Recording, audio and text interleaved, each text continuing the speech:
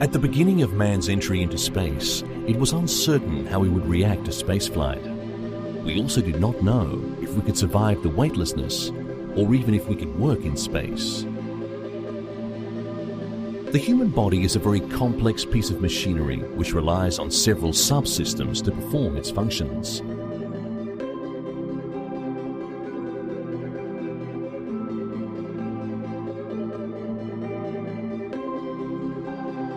The human body is affected to some degree by spaceflight.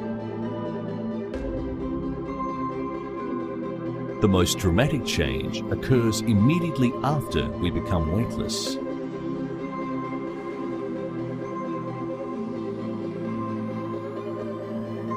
On Earth, gravity pulls our body fluids towards our feet, legs, and abdomen.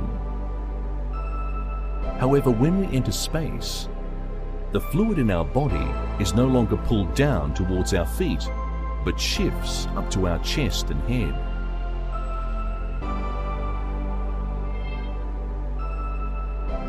And that changes the way we look. Our faces get puffy and our legs become skinny.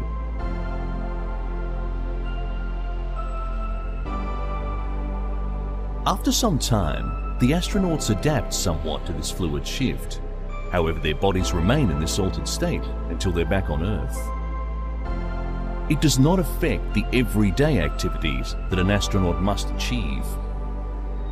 One of the tasks of the space shuttle missions was to study the human heart and the way it functions in space. The human cardiovascular system works well in gravity. No matter whether we're standing or lying, we always have sufficient blood supply to the brain and other vital organs.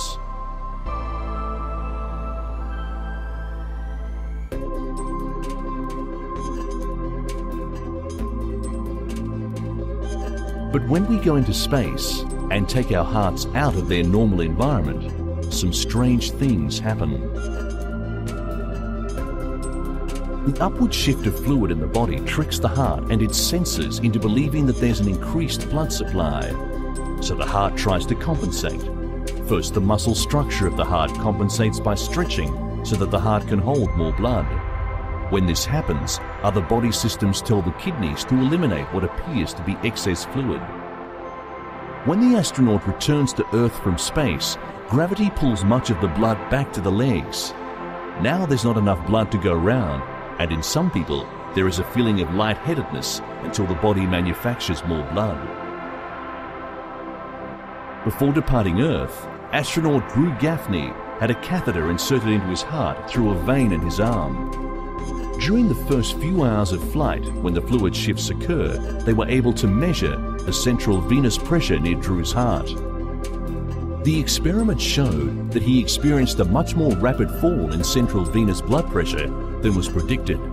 For Earthbound people, this experiment may help fight disease.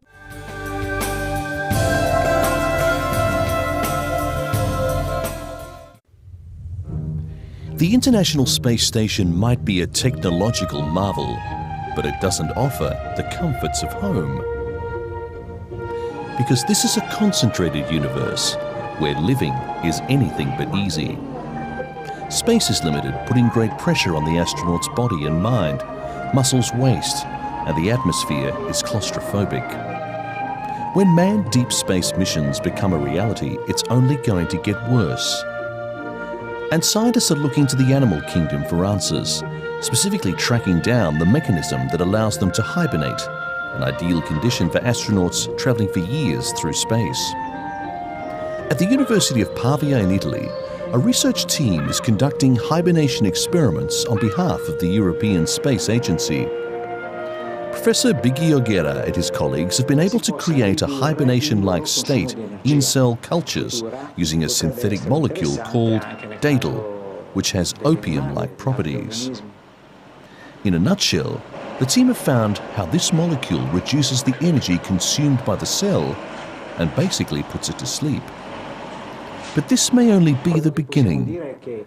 Researchers at the University of Verona have been testing dadle on non-hibernating animals, starting with rats. The rodent is injected with dadle and its subsequent behavior compared to that of a non-treated animal. Sensors track its heartbeat and brain activity because hibernation in animals is characterized by huge drops in heart rate, body temperature, and metabolism. Its detractors say human hibernation is sheer folly, but its supporters counter that long ago it's believed man's forebears used to sleep through the long, cold winters.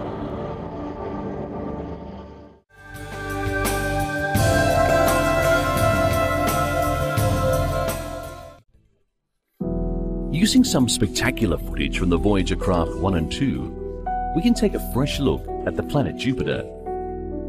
The Voyager's closeness to the planet enabled scientists to gain a far better view of this planet than was available from Earth-based telescopes. As Voyager passed Jupiter, it discovered a thin ring around the planet. What is its composition? We know there are 16 moons. Are there more? Several of the satellites are composed partially of water ice. One is violently volcanic. How did these bodies form, and what is their history? What can this giant planet tell us about the history of our solar system? Galileo was designed to spend an extended period of time in the Jovian system.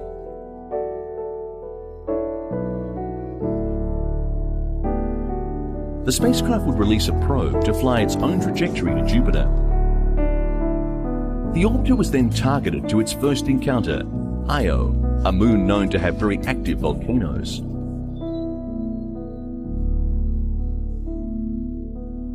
Then, the orbiter pointed its relay antennae toward the probe, which begins its descent into Jupiter's atmosphere. Once there, it investigated the composition, temperatures and pressures at varying levels and sent data back to the orbiter, which then retransmitted the information back to Earth.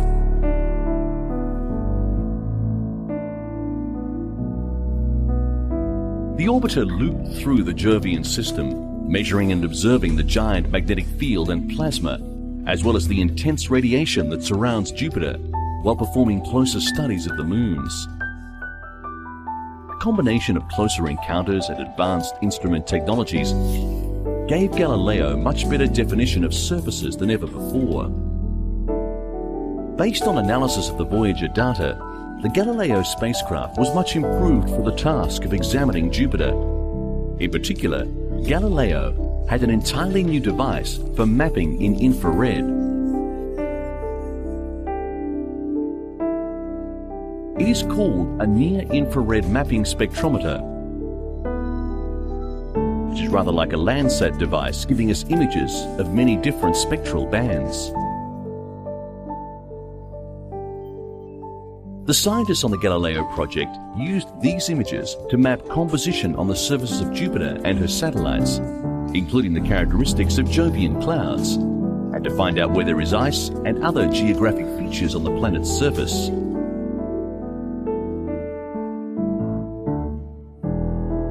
En route to Jupiter, Galileo picked up energy by utilizing gravity assists while traveling once by Venus and twice by Earth. In addition to the bonus of studying these two planets and Earth's moon, Galileo did flybys of 1 or 2 asteroids never before closely observed. Then Galileo rendezvoused with Jupiter and its moons. This unique trajectory allowed Galileo to reach its ultimate goal, returning a bonanza of scientific information and knowledge from the Jupiter system.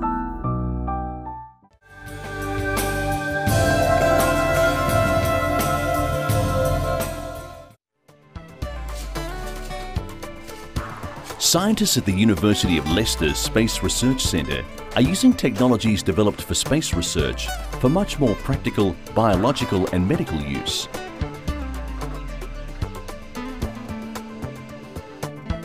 Their work on the 2 areas of cancer and poisoning has huge global significance, as survival rates are significantly improved if caught early enough.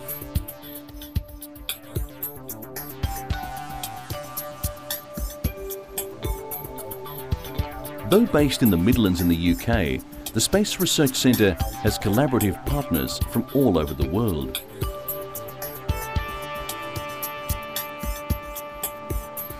The future for the Space Research Centre looks healthy.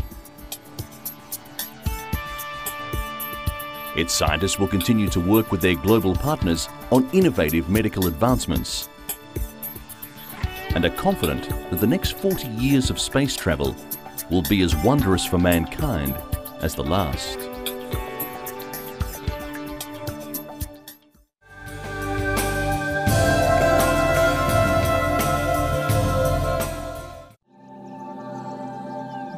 A European payload called SPAS, or Shuttle Pallet Satellite, provided these magnificent views.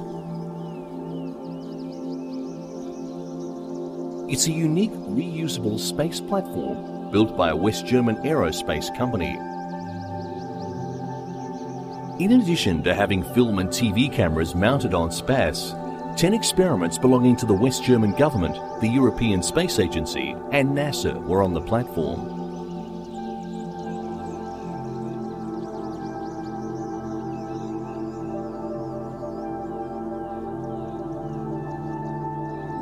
The test for SPAS was to prove the satellite's design validity and that experiments could be operated successfully while SPAS was free flying.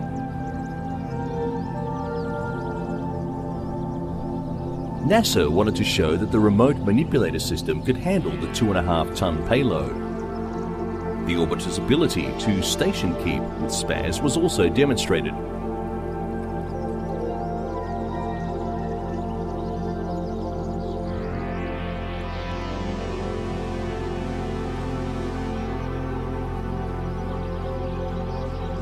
At this point, they are 1,000 feet apart. Here, SPAS and the shuttle are 200 feet apart. Thrusters on board the shuttle were fired to record the effect on SPAS. Finally, SPAS is rebirthed for return to Earth.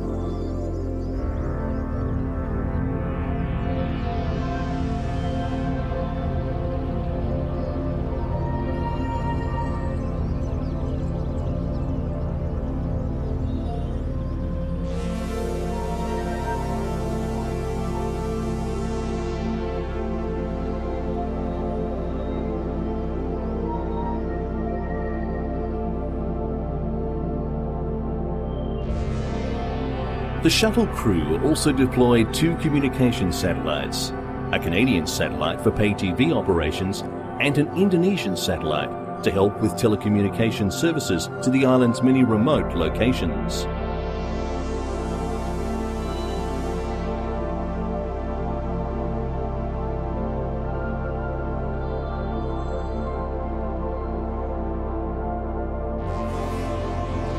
Shuttle Flight 7 was to be the first shuttle flight to touch down at the Kennedy Space Center, but bad weather conditions did not allow it. Challenger landed instead at Edwards Air Force Base in California, the pre-designated alternate landing site. During the period of communications blackout, usually lasting about 15 minutes, temperatures on the vehicle's surface reached their peak. The temperature of the red-hot glow seen through Challenger's front windows was about 2,400 degrees Fahrenheit. One astronaut described the view as being inside a furnace.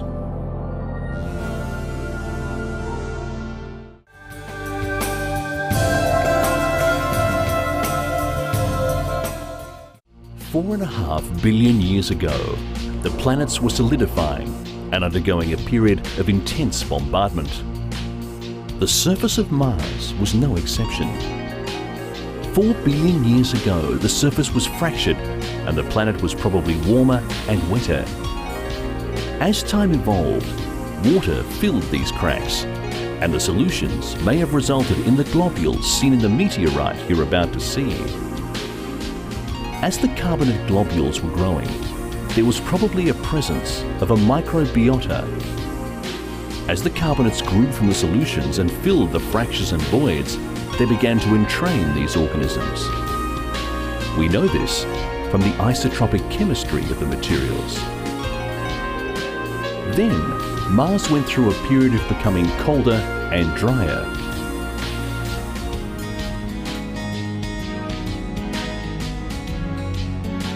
We now know that during the period from 3.6 billion years ago up till 16 million years ago, a very large object struck the surface of Mars and knocked material from the surface, which then travelled through space for up to 16 million years until it was attracted by Earth's gravity, and about 13,000 years ago fell onto the Antarctic ice sheet, where it resided until discovered in 1996.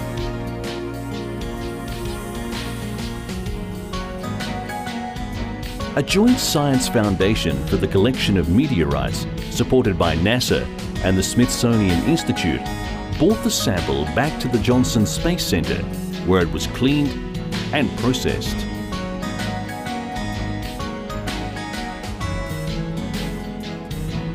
A closer look underneath the bladed surface, created as it came through the Earth's atmosphere, notes the areas of weathering and alteration.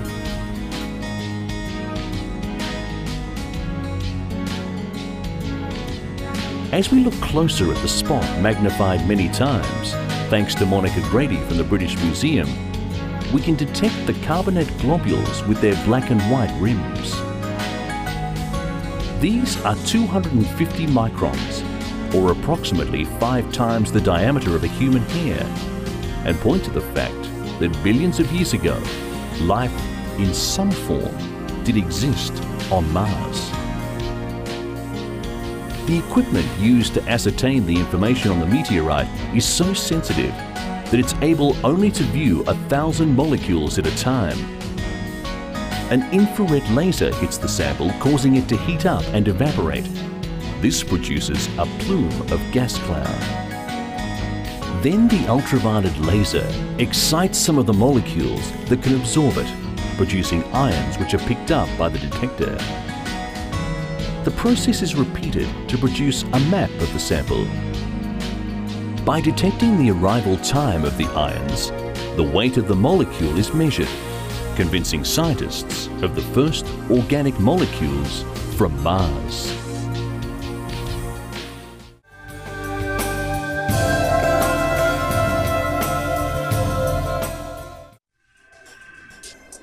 This is Bakanal Space Center in Kazakhstan.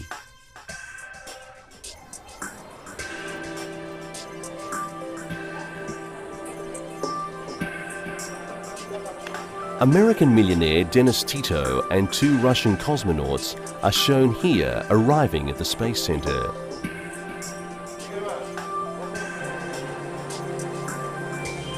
Tito, dubbed the first space tourist, and cosmonauts Talgat Musabayev and Yuri Baturin blasted off to the International Space Station in April 2001.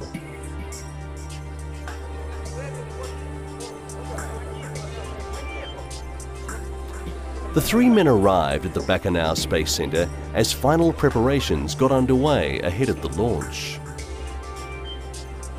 Tito, 60, a wealthy space buff, is believed to have paid Russia about $20 million for the trip.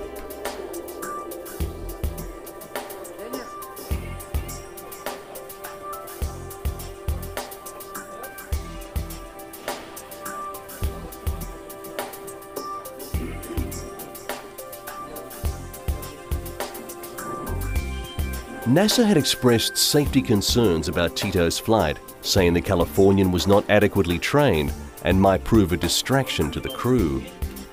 But a deal was reached, allowing Tito to fly into the International Space Station.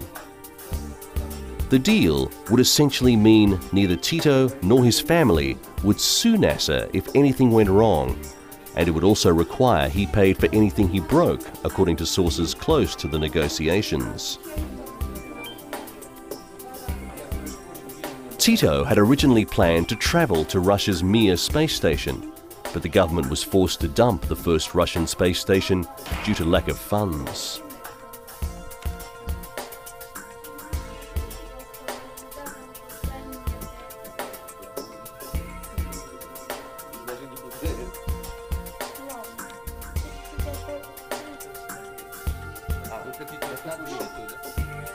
Not wanting to lose the $20 million that Tito was paying, Russian space officials offered him a spot on a 10-day cargo run to the International Space Station. Although the flight went very smoothly, reception at the ISS was a little cooler than usual, in part because NASA don't support the idea of space tourism. In addition to Tito, Mark Shuttleworth from South Africa has also been up in space as a tourist. The Soyuz TM rocket used to transport the crew into space was rolled out of the hangar in the early hours 2 days before it was to blast off from Baikal Cosmodrome in Kazakhstan.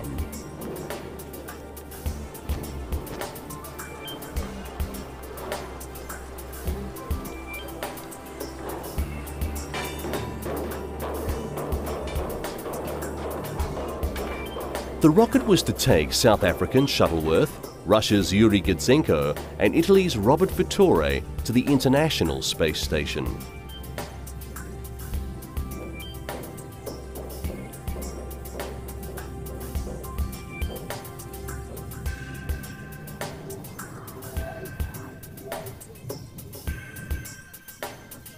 Mark Shuttleworth became the world's second space tourist to blast off from the Baikal Cosmodrome following Tito, who flew to the ISS in May 2001. The internet multimillionaire had also reportedly paid close to $20 million for a ticket into space.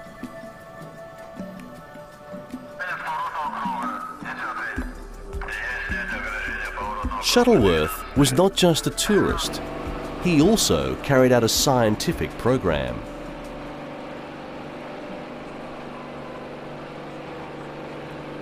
And according to the head of the Baikal Space Center, if a man is willing to pay so much money that will support the space program, why not take him?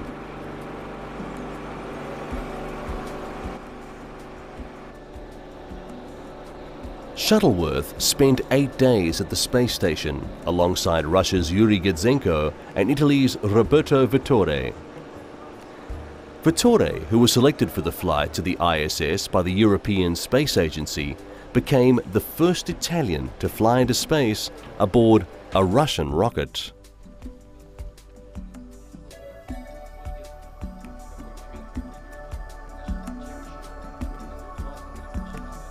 Baikal Space Center, once the hub of Russian space endeavors, has changed over the last few years from a very secret military-run establishment to an almost completely civilian-run facility. The military side of the operations is less than 10%. However, appearances aside, Baikal is the busiest spaceport in the world.